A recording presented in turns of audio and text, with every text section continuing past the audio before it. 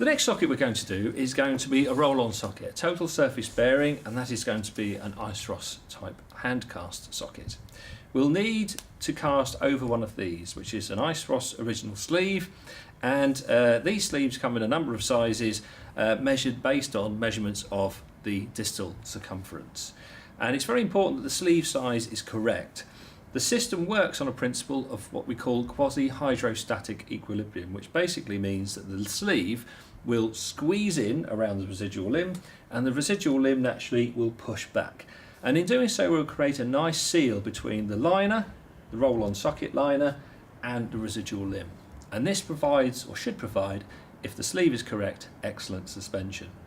Sleeves come in a variety of sizes, and in order to select the right one, we need to take the circumference of the residual limb. And that should be approximately 4 centimetres from the distal end of the residual limb. So we just mark that with our pencil. That mark would be only a small mark. And then once we've done that, we then just simply put our tape measure around our residual limb, and we get 25.5 centimetres. Now, whenever you're between sizes with an ice-ross sleeve, you always come down because you need to make sure that you get a nice tight fit against the residual limb. So I've got one here which is 25 centimetres in circumference, and this one is the correct size for Joe. Now, because it's fabric on the outside, it's quite nice and easy just to undo and turn inside out. Now, we have to make sure the sleeve is nice and clean because it's going on next to Joe's skin, but we need to also create a little cup here which will fall over the distal end, and we'll just roll that on over the remainder of the residual limb.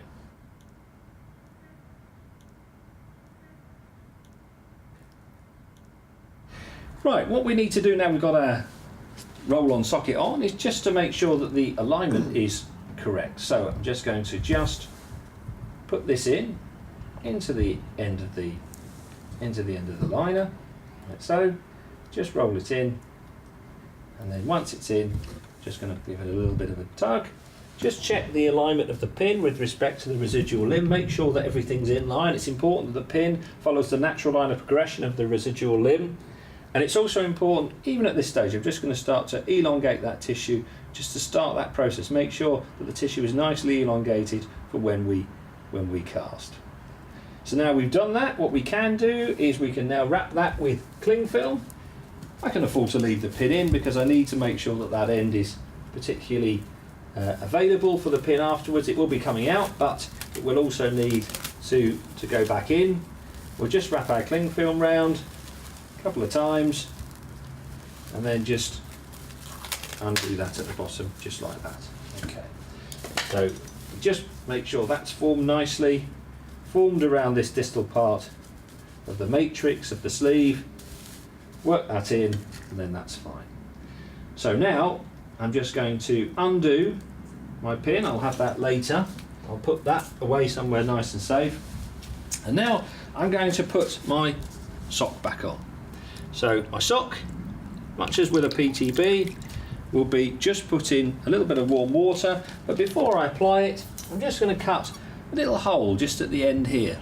Okay, now this is for where I go, reapply my pin, and I'll need to do that as just before the cast goes off to make sure that I continue to keep things nicely elongated. So I'll pop that over,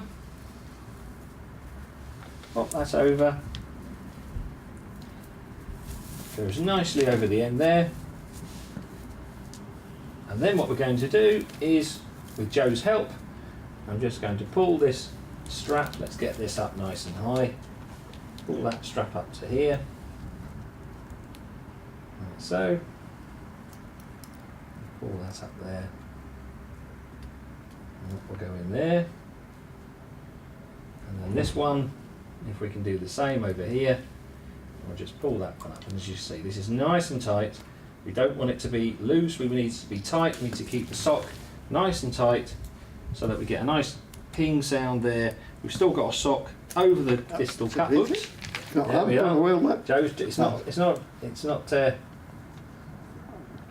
I very often, when the students are on, I help them and just hold these. Yeah. You know. You tend to, someone like Joe is, as he's just said there, he's very adept at holding the sock on. That should be fine then, Joe. Yeah, that's great, thank you. What we need to though be sure is, if you're dealing with some patients, particularly if their hands aren't particularly strong, they won't be able to hold the sock up well enough. So if you get used to putting on the suspenders, it will ensure that you get things nice and tight. But some patients, what I tend to do is I just ask the patient, have a feel of their hand strength, ask the patient if they can do it, they're happy to do it. Most patients are happy to do it and will do it well. Okay. So now we need to do our markings, and we'll start with just the basic marks for an ice Ross hand cast. So I'll find my patella and I'll work around the border of the patella in much the same way as I would do if I was doing a cast, say, for a PTB. You need to feel a little bit more for the patella and for all your markings on an ice Ross cast, because clearly you've got thickness of the liner between you and the bony anatomy. I'll also find a mark around the fibula head, which in this case is nice and easy to find, with little X marks the spot. I'm also going to feel for the cut end and kick point of the tibia, and I'm also going to just feel for the tibial crest, and I can actually feel the tibial crest coming down here, following my thumb and down to this point. Now this next part is pretty crucial. I'm just going to measure 2 centimetres down from the distal border of the patella,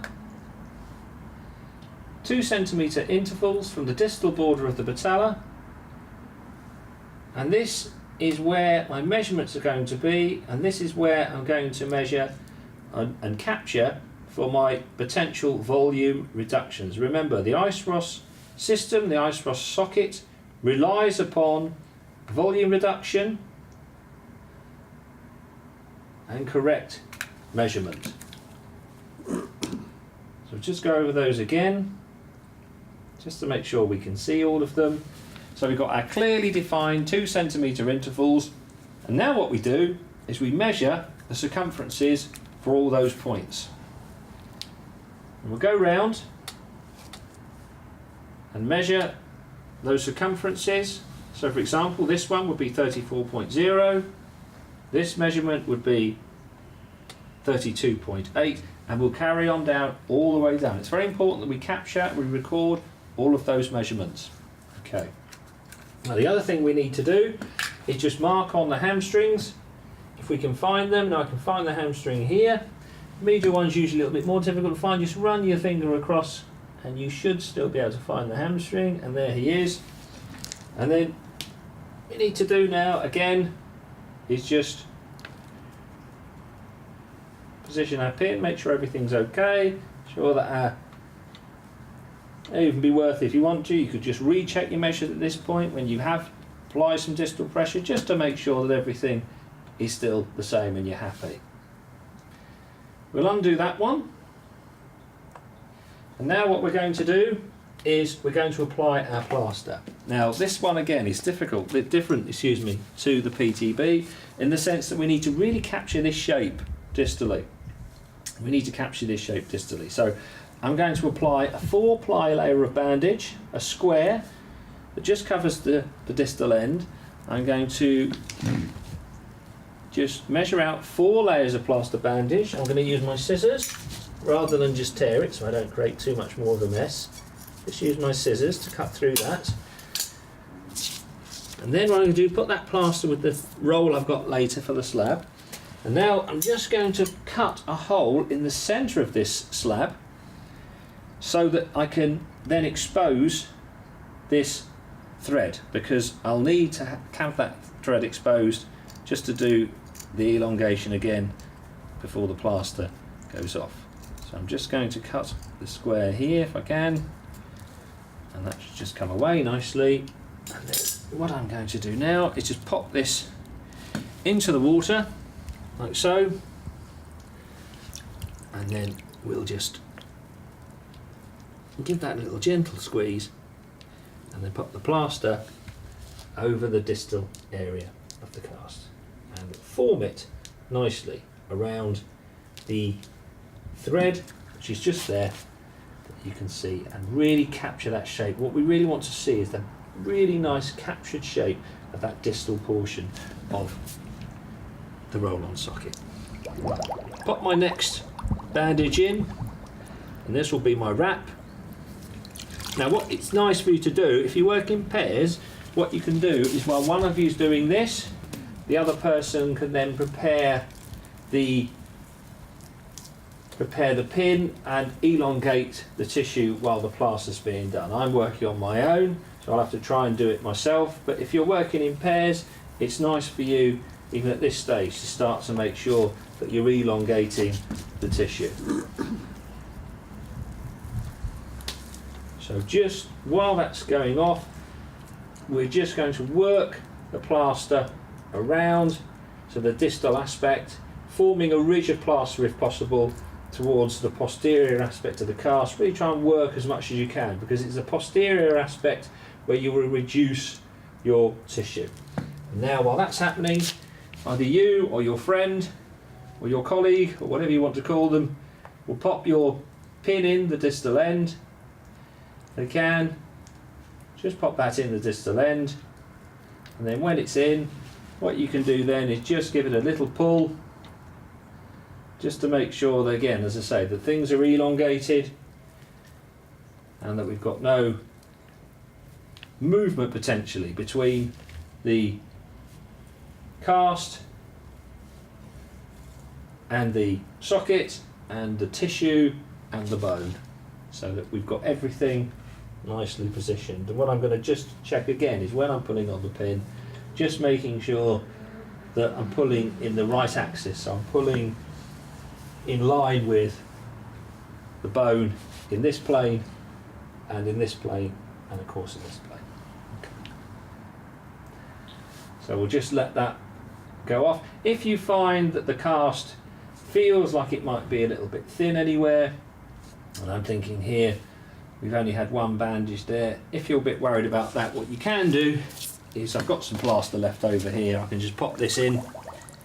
It's not going to be used for anything else, so we could use this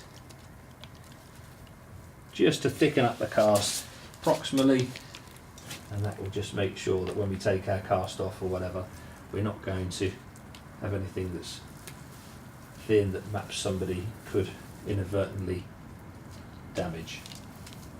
So we'll just wrap this around just to provide a little bit more thickness to the cast. As I say, the plaster underneath now has gone off, so that's absolutely fine.